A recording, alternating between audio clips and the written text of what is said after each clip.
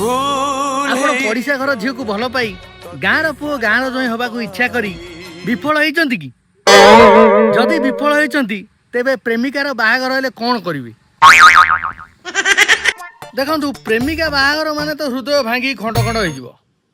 ସେ ଖଣ୍ଡ ଖଣ୍ଡ ହୃଦୟକୁ ଧରି ଆପଣ ପାଖ କାଉଣ୍ଟରକୁ ଯାଆନ୍ତୁ, କାରଣ କାଉଣ୍ଟର ମାନେ ତ ବରଯାତ୍ରୀ ସେଠିକି ଯିବେ।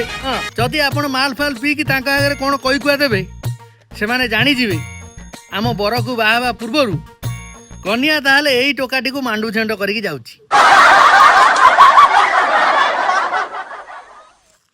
ଅଧୈର୍ଯ୍ୟ ହେଇ ରସି ଲଗେଇ ବିଷ ପିଇ ଆତ୍ମହତ୍ୟା କରିବା ଅପେକ୍ଷା ପ୍ରେମିକା ବାହାଘର ଭୋଜିରେ ପେଟେ ଖାଇ ଝାଡ଼ା କି ଡାଇରିଆ ହେଇ ମେଡିକାଲରେ ଭର୍ତ୍ତି ହେବା ଭଲ।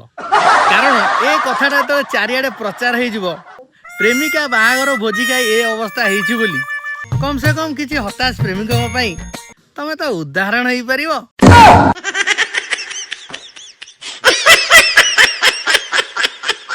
ଶେଷରେ କହିବି, ପ୍ରେମିକା ଯଦି ତା ମଥାରେ ଆଉ କା ସିନ୍ଦୁର ପିନ୍ଧୁଛି, ତାକୁ ସିନ୍ଦୁର ନ ଭାବି ରେଡ୍ ସିଗ୍ନାଲ ମାନି ଚଳ। ନ ମାନି ଆଗକୁ ବଢିଲେ ଦୁର୍ଘଟଣା ନିଶ୍ଚିତ।